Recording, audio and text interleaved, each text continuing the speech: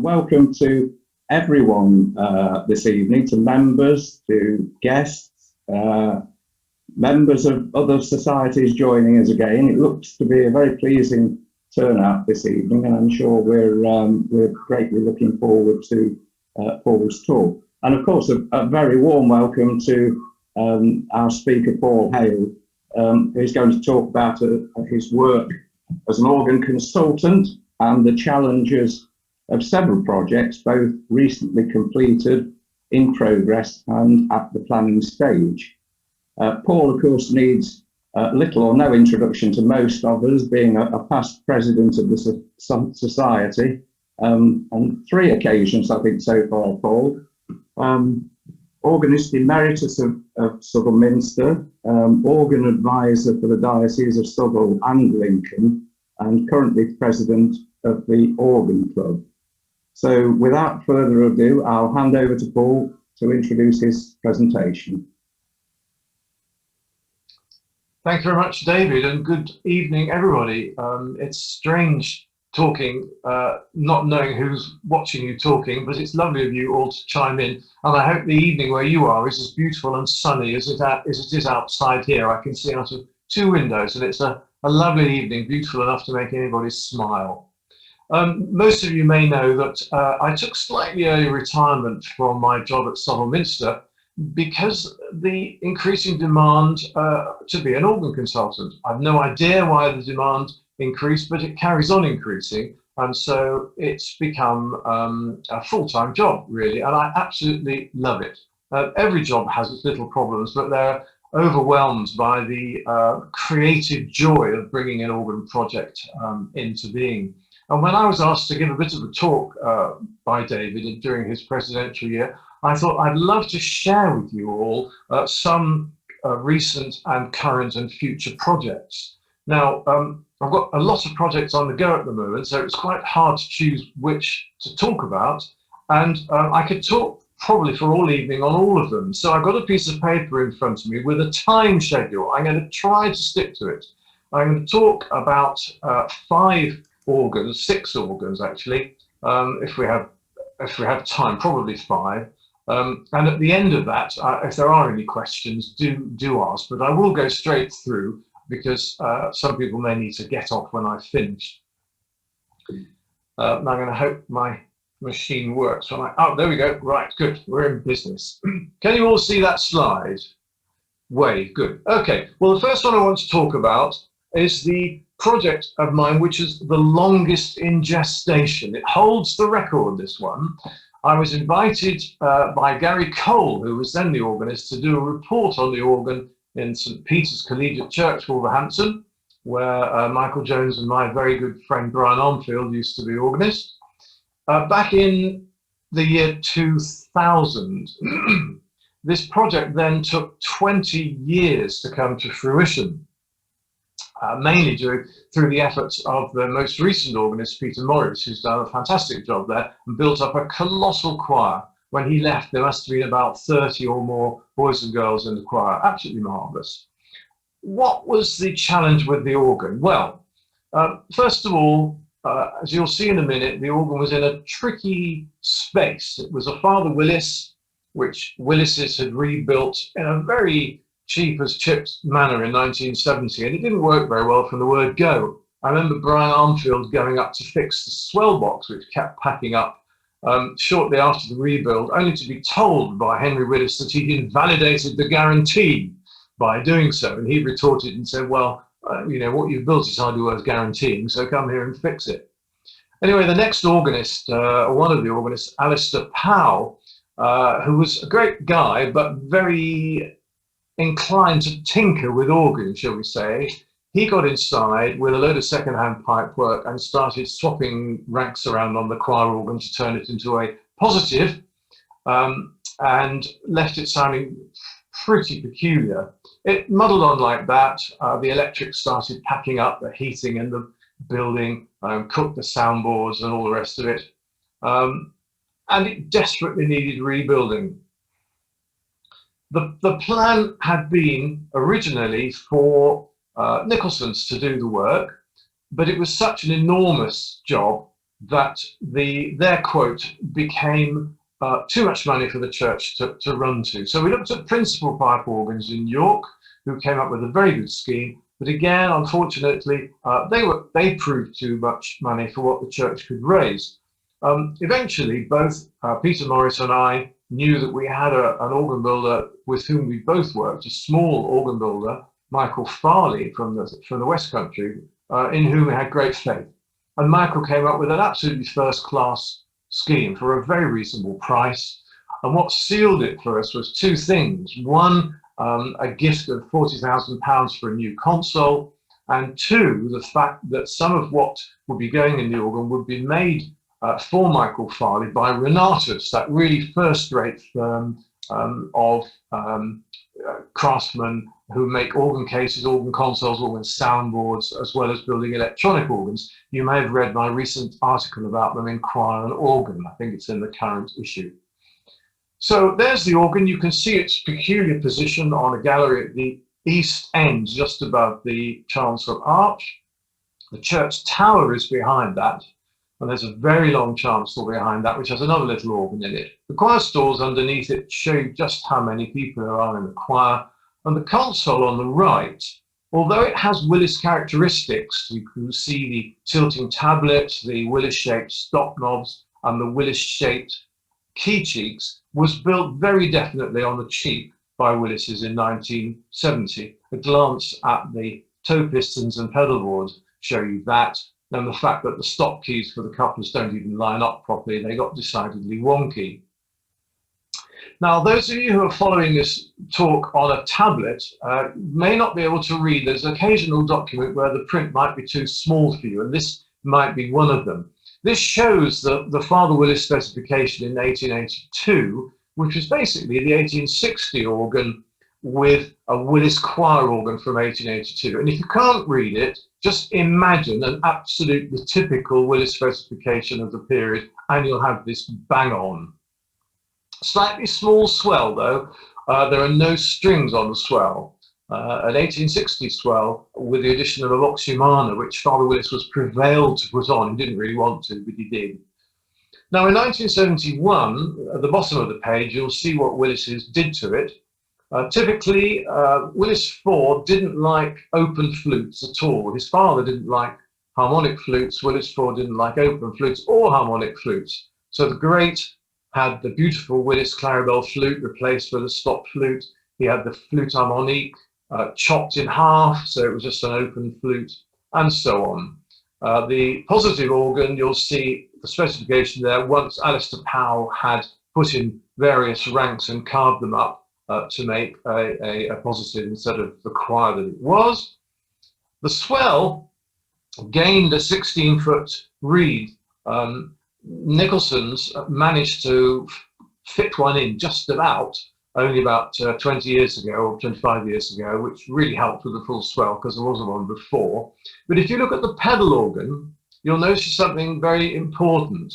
The original open diapason, which was an open wood, disappeared. What Willis then called the major bass was simply the Father Willis Bourdon, which is very far from being a major bass. He borrowed the Father Willis open diapason double open from the Great, which is quite a soft 16-foot open metal, and then put one of his horrible tiny scale high cut up zinc Gedacht ranks in 16842 on the pedal. So the pedal immediately lost its depth and its grandeur. So as this organ wore out, we realized the soundboards that had it, the tonal scheme had been ruined, and we needed to do a major job. We designed the console to have a hint of Willis about it. You'll see that by the cursive stop labels at the tops of the jambs and at the bottom. And the next time you look at a photograph of the Willis console, Willis III console in Southwark Cathedral, if you look at a recent photograph, since Harrison's did some work to it, they moved two sections of the organ, one from one side of the console to the other, and they swapped the labels over. But I think they didn't realize that the labels are not identical. They're a mirror image. And if you swap them over, the curves go in the wrong way around. If you look at these labels on one side and imagine them on the other side, you'll see the curves are different. Where they go up on one side, they go down on the other. So next time you look at the Southwark console, just look at the labels and you'll see, oops, they don't actually match. You probably can't read the stops on that console drawing if you're on a small screen, but don't worry, the specification comes up in a minute. Now I want to take you now down to Renatus in Bideford, where they have a CNC router. This is a massive machine which translates computer drawings into finished woodwork. Kenneth Tickell had one which was then sold to Manders, that's now disappeared or somewhere else. And Sixsmith had one which isn't really in use these days. They're not doing the work but demands this machine. P&S had one which Walker Organs used to make their organs on. But the only other one is in the organ trade is with Renatus. And on the left-hand photograph, there you see an example of its work. You feed a piece of plywood into it and stand there and watch it. You can't leave it just in case anything goes wrong. And it drills all the right holes in the right place at the right size. It will route down those lines and do everything else you want it to do. It will make anything out of wood, which then just has to be finished by hand. So once you've paid for the cost of a machine like that, the investment is pretty soon repaid. The late Kenneth Tickell bought his machine when we were building the new organ for the Catholic Cathedral in Newcastle a few years ago. He thought it would probably pay for itself in 4 years. In fact, he was delighted to tell me when we started on the Manchester Cathedral organ 2 years later that it had already paid for itself. So if you have enough new work to do, they pay for themselves. Now, if you look on the right-hand top picture, you'll see this soundboard put together. You'll see the sandwich on top, which is the upper boards, the bearers behind which are the sliders, and then the table, all made of first quality marine ply. And then the rest of that soundboard is made of mahogany. And the little blue bits of felt cover up bleed holes which are bored into the ends of the bars, just in case they're almost too windtight. You bore a tiny little hole in the felt to let out just a tiny bit of wind, just to prevent anything ever going across where it shouldn't go. Beneath that, the faceboard has got glass panels let in so an organ builder can see immediately how the action's working. If you then look bottom right of the page, you can see inside the soundboard, and this is how some of us, certainly all continental organ builders, like to make an electric action for a soundboard now. No pneumatics in it at all. The pallets, you see the pallets at the top, they're on a single guide pin. You can see the guide pins through the nose of the pallet with a little collet setting off how far that pallet opens. And then there's a pull down wire halfway down the pallet going to a heavy duty lever magnet of a particular shape produced by Heuss in Germany. There are a couple of German firms that make them. And behind that is the pallet spring. They're very good. They can be adjusted for speed of attack and release, so they will match any soundboard characteristic you want, from a tracker action to even a pneumatic action. And they are not detrimental to the speech of pipes as long as you set them up properly. So that's what the new soundboards look like. The soundboards were delivered to Michael Farley, and on the left you see the great soundboard set up with all the pipes in, including the 2 mixtures I specified for this grate. I always like 2 mixtures on a grate, if possible. A 4-rank mixture to add some brilliance in the bass, but then reinforce the chorus from middle C up, and then a sharper mixture to add more brilliance in the bass and clarity and a bit of sparkle in the treble. And you'll see a lot of that Father Willis pipe work there, and it's being regulated and got ready in the workshop. You'll see a temporary keyboard there and some stop keys, competent stop keys, working the stops. You might also notice that the rack pillars are no longer individual rack pillars with wooden nuts on the top. They are solid pieces of ply at intervals, so you could actually walk across the top of that soundboard without any pipes on over the rack boards without smashing them, which you certainly couldn't do on an old organ. And then on the right, you'll see the great soundboard inside the organ. The mixture stops yet to be put in, but you'll see they're regulating away the pipe work there. And the lovely Father Willis tulip stoppers on one of the flutes, not on the other flute. That was the one redone by Willis 4, but the tulip stoppered flute, that's a genuine Father Willis stop. Now, there aren't many organs these days with original pedal slider soundboards. Most pedal organs got put on unit chests and extended in the 60s and 70s. This organ still has its Father Willis slider soundboard for the pedal. And on the left, you see 3 ranks on it. The original, quite early Willis board on from 1860 with the early 2 shapes of Willis stoppers. And then in the middle, there's a principal rank, which is not an original rank, but it is one Willis is put in the 1870s. And then the original Willis Offislide, thoroughly mitered and knuckled. You can see the little knuckles at the bottom because there isn't much height. At the other side of the organ is the choir soundboard, and there it is on the right. You can see by the different coloured upper boards, rack boards rather, how many times this organ, this choir organ, has been altered. Every rack board represents a change of stop, and that is the current changes of stops. The only original Father Willis stop on that probably is the clarinet, which has been uncrumhorned and turned back to a proper Willis corno di bassetto. We're now in the swell, and on the left-hand side you'll see the double trumpet stop that Nicholson's fitted on its own chest on the left-hand side, so that can play on the pedal as well. The arrow points towards the output board. And one of the good things about the electronic systems that some firms make for controlling organs is you don't need to run multi-core cables all around the organ.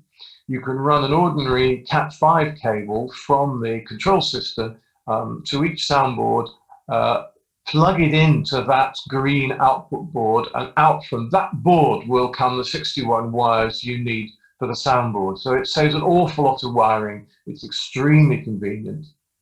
And that's what you've got there, along with the Peterson controller, the black box for the swell engine. And if you've got a right-hand photograph, you'll see the swell shutters, if you look carefully, have been arranged to open in 2 directions. So they point north and south, if you like, not like normal Willis shutters, which are horizontal. And that machine there is the new Peterson swell engine, working both sets of shutters at the front through various trace rods and backfalls. Again, that's a nice new soundboard from Renatus. You can see the mixtures are at the front. It's slightly awkward to tune them there, but it's the only place to put them. And you see that one of them breaks back quite a long way. Those pipes that suddenly get large, that's the bottom rank for the top octave of that mixture. Now, one of the glories of this organ are the front pipes, but they were extremely dirty. You can imagine the Wolverhampton grubbiness from 1860 to the present day. And there they are, some of them lying on their sides in carefully made cradles that Michael made especially for this task, being restored by the well-known organ pipe restorer of painting, Bob the Gilder, who alternated this work with his work for Harrison's at York Minster. And I'd previously worked with him elsewhere, and he was a joy to work with, a real character. On the right, you'll see the pipes beginning to go back into the organ. Those are the 3 central pipes reinstalled in front of the swell box, which you can see poking up just towards the top, in front of the great soundboard below.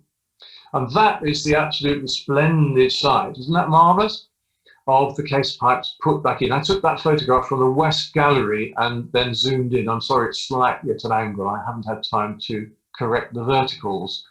The original Willis case is the part of the case where there's a metal band across the middle. Father Willis added the 3 pipes at the extreme left and right side when he rebuilt it in 1882 to hide on the right-hand side his new choir soundboard, and on the left the pedal soundboard, which he pushed a bit over to the left.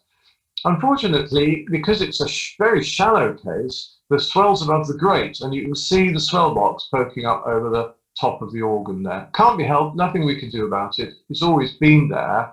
And remember, this view from the very high west gallery looks pretty well straight on at the organ. If you're looking at it from the floor, you don't notice it. Similarly, you don't notice the tuba and the great reeds, which are in the darkness to the left of the swell box, but high up. You can just see the bottom of the chest, or it's probably a bellows for those.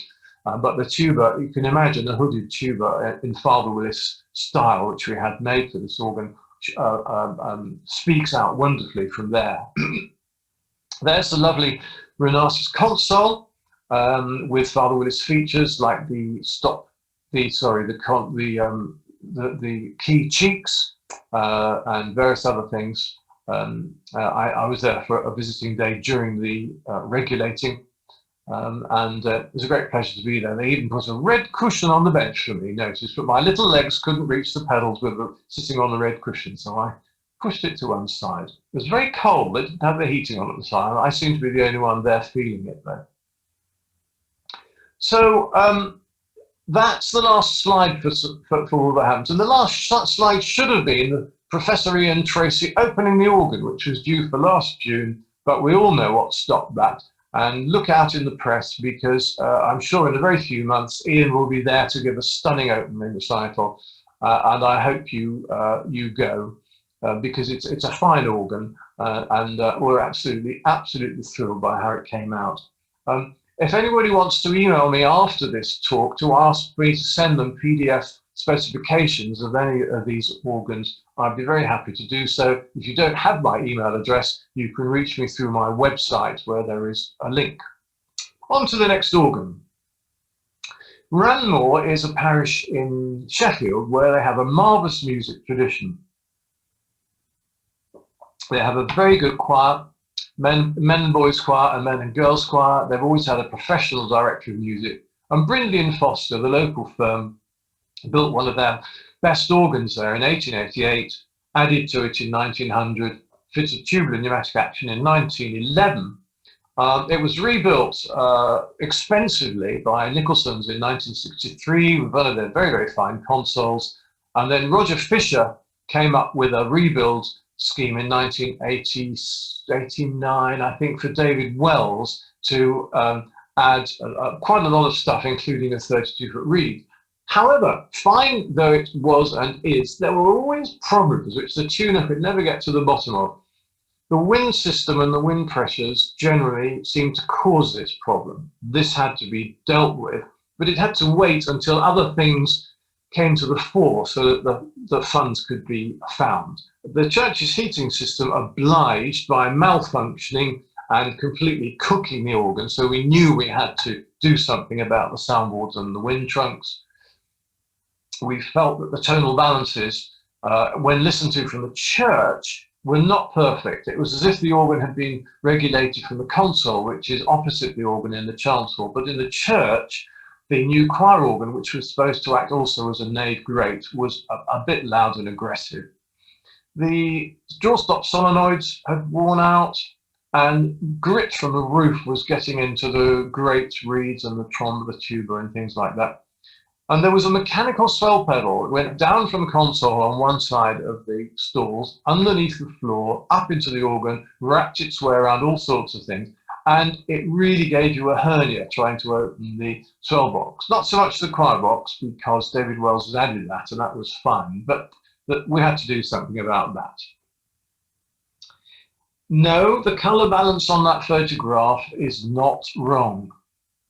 Those of you who know the work of George Pace and his partner Sims of York will recognise their style. One look at the altar will show you their standard altar that they put in everywhere when they were asked to do one. You can see their standard Paschal candle lamp. You can see the standard light fittings in the choir stalls, and you can see that they turned all the dark oak panelling into limed or fumed oak panelling.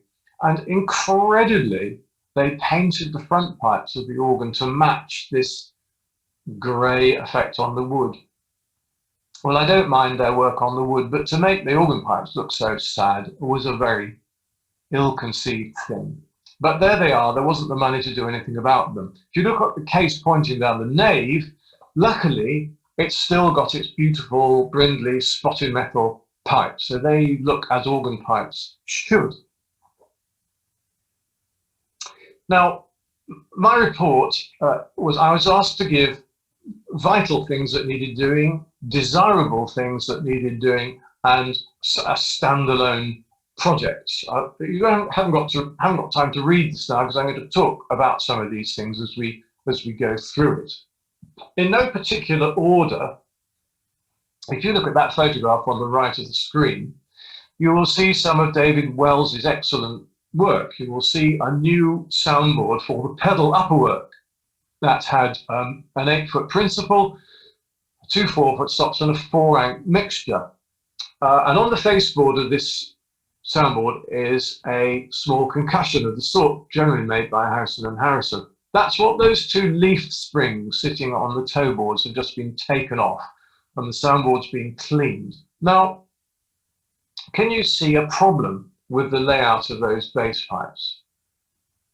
You'll see some on the left are behind the soundboard where the rest of the pipes would normally be, and those in front, most of them or some of them, look down the length of the passage board. Well, my ears told me what the problem with that rank was even before I crawled inside the organ. The pipes behind the soundboard on the left were very muted because they were speaking right into the back of a full soundboard of pipes when they're all there, whereas the pipes slightly lower in that rank, speaking down the passage board, spoke out into the church loud and clear. So this was one of the things we had to address, balances like that, which had not been got right, even in what was a very excellent rebuild. This was, for those of you who know the excellent Andrew Carter, organ builder, this was his very last project as an organ builder. He'll carry on tuning, but he is well on in his 70s now, and this was the last big job he did. So I said, Andrew, we must have a picture of you at the console. Trained at Walkers, he set up by himself, as so many Walker people did in the 70s, and has had an outstanding career maintaining organs for several firms, including Nicholson's in the north, and doing some excellent, excellent rebuild work. I've had the pleasure of working with him on 6 or 7 projects over the last 15, 20 years, and I've enjoyed every one of them, because he's meticulous and won't let anything go until it's perfect. So he's sitting at the Nicholson console as enlarged by Wells and as improved by us in this latest work. The right-hand picture shows the first level up of the organ. I've gone up the first level of steps. On the left is a Nicholson violin. Show you that in a minute. Choir organ on the right, you can see the mixture. Above you is a ladder, perilous ladder, reaching up to the swell, and then the choir and the solo, this enclosed choir above. And those black boxes are part of the Taylor control system. And in the right-hand corner are the great reeds. This was before the rebuild. It received the dust. Now, we discovered one of the reasons why the soundboards were cooked. If you look in the left-hand photograph, those are not drain pipes, they are heating pipes. And as we all know, if heating pipes go through an organ, they should be lagged. Well, these had been lagged, but the lagging had fallen off. It had actually fallen onto the 32-foot reed, which are the pipes in front of you, in front of that, those pipes. And those hot pipes steadily cooked the organ. So if you look at the right-hand picture, we very delicately and elegantly fixed black ladies' stockings, or so they appear to be, on the top of each of the 32-foot reeds, which will stop anything getting down, grub from the roof, spiders, little birds, or things that the organ tuner drops. And the heating pipes are now very thoroughly lagged. The soundboards are restored, and if you can see the side of the swell box there, you'll see we have fitted an electric swell engine to the swell, so it's no longer relying on a very, very heavy mechanical action. The wind proved more problematic. Andrew had assumed that if he took all the wind out, all the Nicholson bellows out, and everything, re-leveled them all, rebalanced it all, put it all back, connected it all up, fixed all the wind trunks so it was wind tight, got all the pressures right, all would be tickety-boo. It wasn't. The great pressure was simply not right. The bellows wouldn't stay still. We couldn't regulate or tune the grate. And so we thought, what on earth is the matter with this organ? It's obviously been wrong for 20 or 30 years. And then it suddenly struck us what we had not seen in the blower room. And what we had not seen was what we call a control reservoir or a static reservoir. Every organ with a powerful blower producing much heavier pressure than most of the pipework needs a breakdown bellows in the blower room to reduce the pressure from that blower just a little bit before it goes into the organ, to respond to demand by opening or closing a valve. And this organ hadn't got one. It had simply never had one. So we hunted around, and on one of my other projects, which we're coming on to shortly, there was a spare single rise bellows. So that was whizzed up to Andrew's works, and he made, and you may never have seen the inside of one of these before, hence the photographs, he made a large roller blind. Now the middle photograph shows the grid that roller blinds have, and it shows the metal roller around which the fabric for the roller blind will be fixed shortly. And if you look on the right-hand photograph, that shows the same thing standing up with the roller blinds now wrapped around that heavy wooden roller, drawn up over the grid. And there are two phosphor bronze rods that lead up from that through the top of the box. Now, if you turn to the top left photograph and look to the left-hand corner, you'll see those two phosphor bronze rods coming up in front of that blocked up window onto a cross piece of aluminium, to which is connected a piece of cable. That cable goes over a small pulley, and then another piece of cable goes over a larger pulley and onto the bellows top. Now, the reason for the two sizes of pulleys is that the valve, that curtain valve, has to move at least twice as far as the bellows top moves. So when you play the organ, the bellows top, let's say it drops by 2 inches on demand, that valve will open by 4 inches to allow enough wind in. That's a step up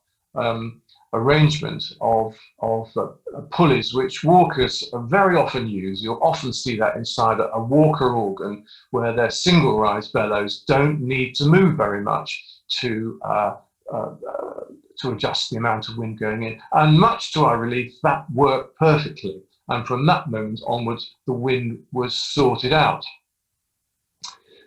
Inside the organ, just so you can see, that's the Nicholson ophicleide on the left, which is extended from the tuba.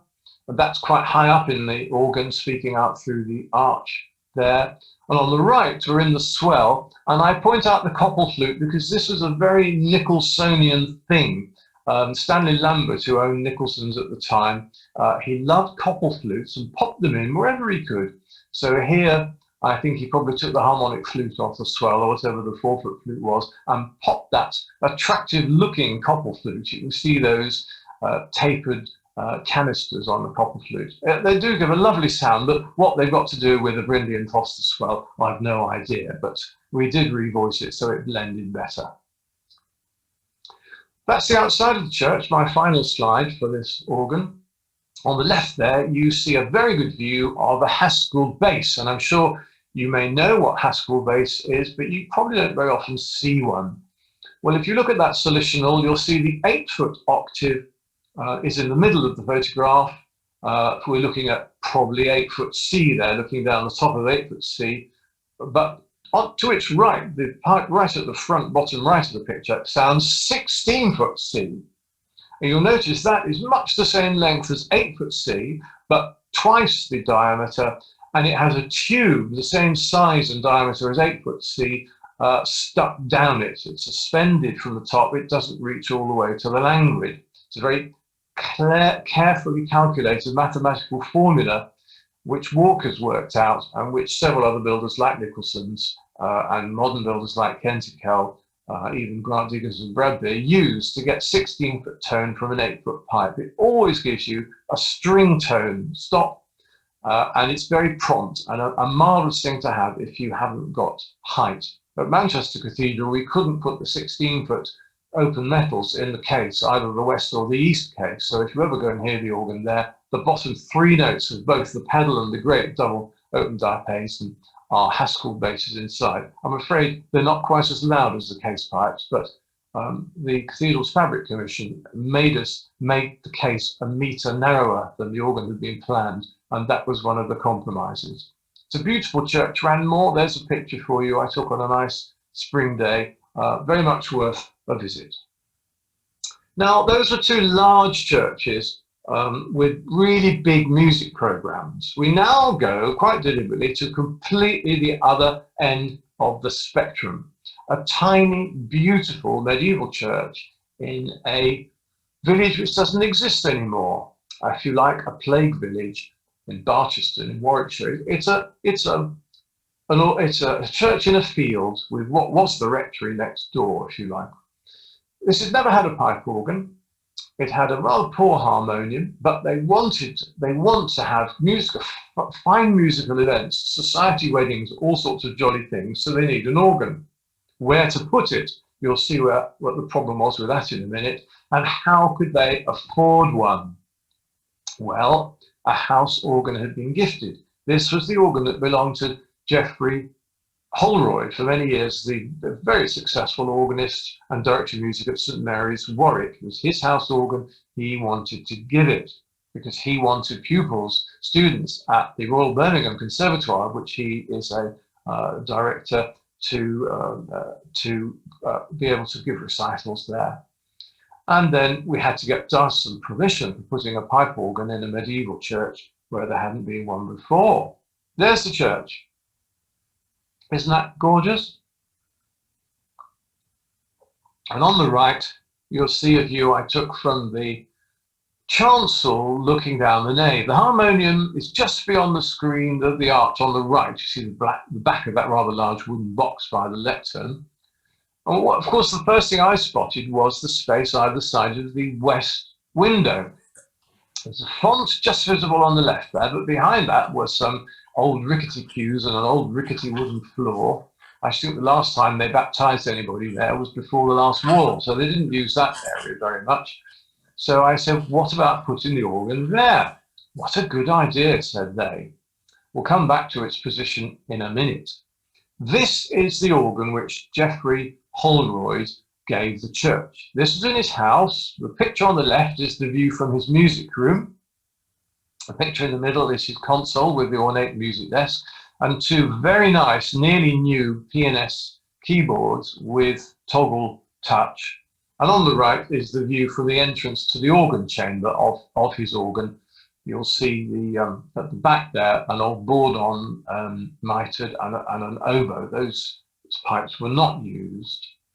So I asked my dear now departed friend Kent Hale, would he be good enough for a fee to design organ cases to go in this church? Not for his firm to build the organ, he knew that they couldn't afford to Kells. Henry Groves of Nottingham was going to build an electric action organ, an extension organ indeed, in these small cases, but Ken was delighted to design them. And little did we know that these would be the very last pieces of organ case design that Ken did before he died about 3 weeks later. So they're very precious. And you'll see the drawing he sent me on the left, 2 elevations, one coloured and one not, and at the bottom, 2 possible layouts, one with a detached console and one with the console inbuilt, and 2 different possible depths for the cases. Well, we went for the deeper case with the console built in. So one little tiny detail I'd like you to look at. The bottom picture on the left there, if you look at where the case with the console built in, where it says plan console attached, you'll notice in the central tower of the case, you're looking at the tops of the pipes, there are 5 visible pipes. Well, towers always have odd numbers in them for the obvious reason that there has to be a central pipe flanked by even numbers. So towers have odd numbers. Ken always said, there's a huge advantage in putting towers in. You can get an extra pipe inside, behind the middle one. And that's what he's done. If you look at that picture, you'll see those 5 tower pipes and one sneaked in just behind. Very useful and cunning ploy. On the left, there are the cases built by Penny's Mill for us. The wooden floor has been removed, a beautiful York stone floor laid, and the case is eagerly awaiting the console. The picture on the right shows the organ installed. Swell box you can see clearly on the right there, and the grate and pedal pipes on the left. If you look carefully, you'll see there's Jonathan, the organ builder, in a blue overall regulating the grate pipes. The other difference between those 2 photographs is that the beautiful pipe shades have been installed. On the right, you can see the pipe shades. On the left, they're not there. All cut out by a CNC machine and designed by a former employee of Hale. So now we have the front pipes in. On the left, they're beautiful pipes made by Booth, the other pipe maker in Leeds, polished zinc with gilded gold leaf, not gold paint, gold leaf on the mouths. Inside the organ there, you can just see some of the control equipment with those green circuit boards, the same ones as you saw inside the Warwick organ. They are the input boards, sorry, inside the Wolverhampton organ. They're the input boards, the output boards are up with the soundboards. On the right, there's the console. You notice we use Jeffrey's keys with the beautiful mahogany cheeks. So we've made the console to have some mahogany in it as well as the oak. Mahogany upstand, mahogany stop panels. Quite an elegant console. The console was made according to a computer modelled drawing Groves commissioned, and that was sent to Penny's Mill so it could be made absolutely, perfectly, accurately to fit. The specification is there on the right. I hope you can read that.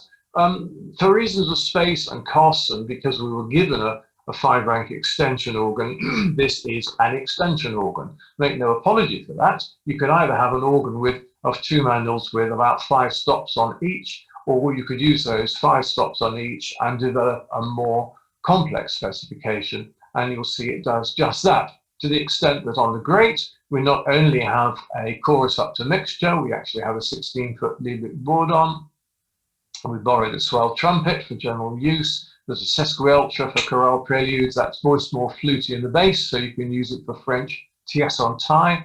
The swell has 3 8-foots, no room for a celeste, so you have to use a treble for that.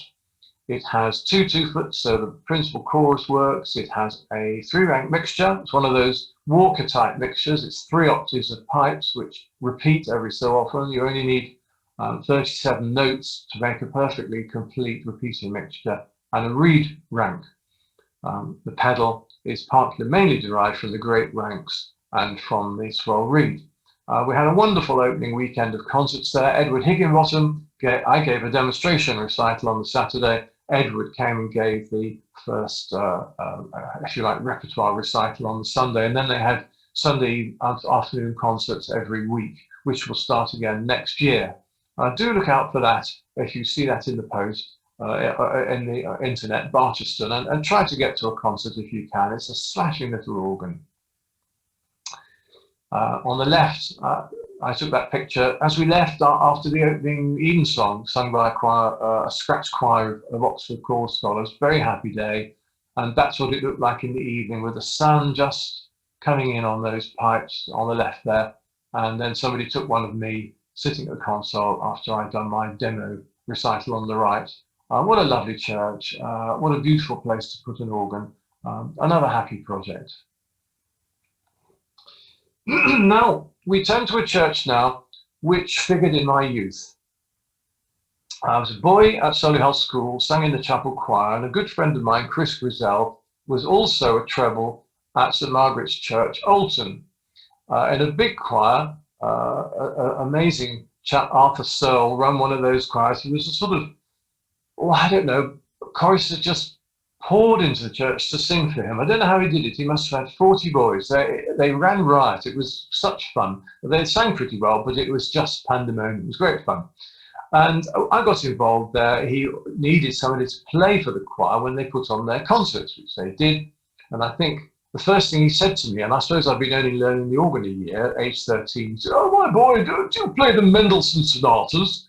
And I hadn't the faintest idea what the Mendelssohn sonatas were, let alone playing them. But I soon learned to play things like Wordsworth in D minor, Noble in B minor, Zadok, How Lovely Are Thy Dwellings, I Was Glad, all the things they sang. I first played on this Norman and Beard organ.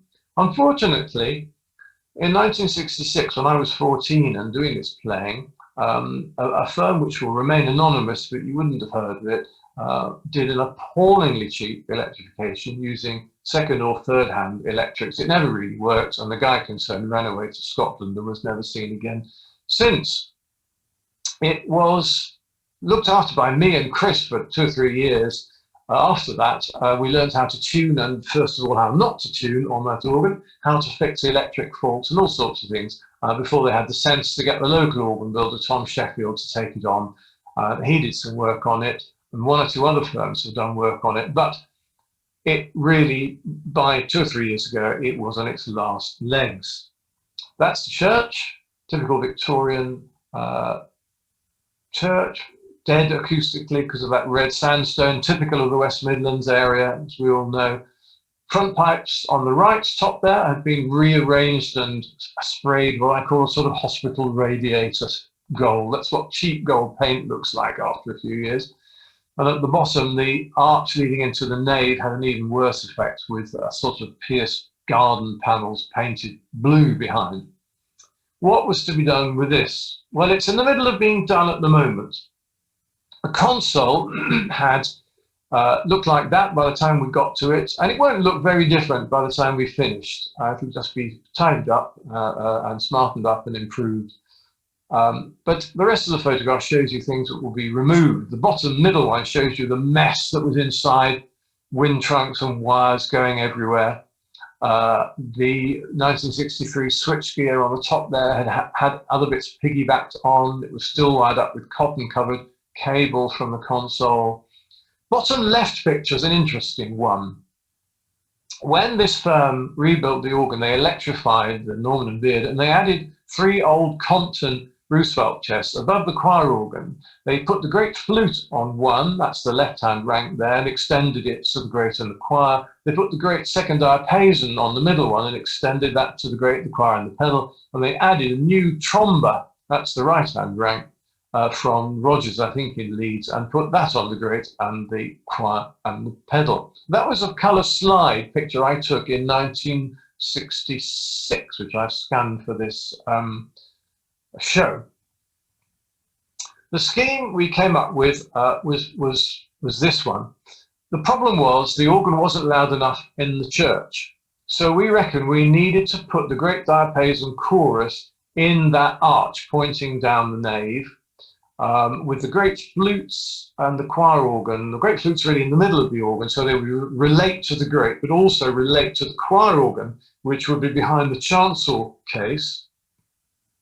The swell, which was at the back of the organ in front of the pedal, would be turned round to face west, but with the shutters angled south, so they would speak across the chancel for the choir, but perfectly well down the nave. And you'll see the layout in a minute. But that's the specification. You'll see on the great diapason chorus, the tierce borrowed from the choir. They were used to having a tierce on the great and the choir, so we kept that. The swell, you can never enlarge a swell very much because of the swell box, but Groves have extended it sideways, so the reed, the oboe, which had been moved down to 16-foot, but without a bottom octave years ago, could now have its 16-foot bottom octave. We're also putting a clarinet inside the swell box, which will play on the choir principally, but also on the swell in case you want to play it against the choir. And the choir has been rejigged as well. So the specification is good. The pedal is sorted out, and we're adding a synthetic 32-foot reed in Compton fashion. a bass cornet which will be borrowed from various ranks that will produce the pitches, the odd-numbered harmonics you need to synthesize a 32-foot reed sound. On the left, you see Jonathan and Paul from Groves putting in the pipework for the grate. That's the new grate soundboard. He's in the middle of it. One of the great diapasons, or both of them, I think, at the bottom of the picture. The great flute basses are yet to go in on those empty holes. The treble of that flute is there. He's putting in some great principals, and in front of him in those holes will go things like the 12th and the 15th and the mixture. Above that is that very 1966 tromba. The chest has been restored, the pipes have been restored, and they are now clearly pointing down the building. The middle photograph shows the swell box, which has been turned round to face down the building. But again, you'll see how close it is to the chancel arch, so we know the sound will reach out down the chancel perfectly well. The clarinet will be at the front of that box, and the choir organ will go pretty well behind those front pipes. On the left, here's an interesting photograph. You see in the front the base of the 1966 tromba, but behind it you see a trombone. Ah, you say, a nice Hale wooden trombone. Ah, no, that trombone was made by Tom Sheffield in the 1970s to Hale scales out of chipboard. Out of chipboard. And it's a stonker. It's a fantastic trombone. It really works well. And so, but it was at the back of the organ, between the whole of the organ and the east wall, buried away. So we've turned it round. It was already mitred, and as you can see, it's now one pipe speaking out over the top of another, definitely pointing down the church.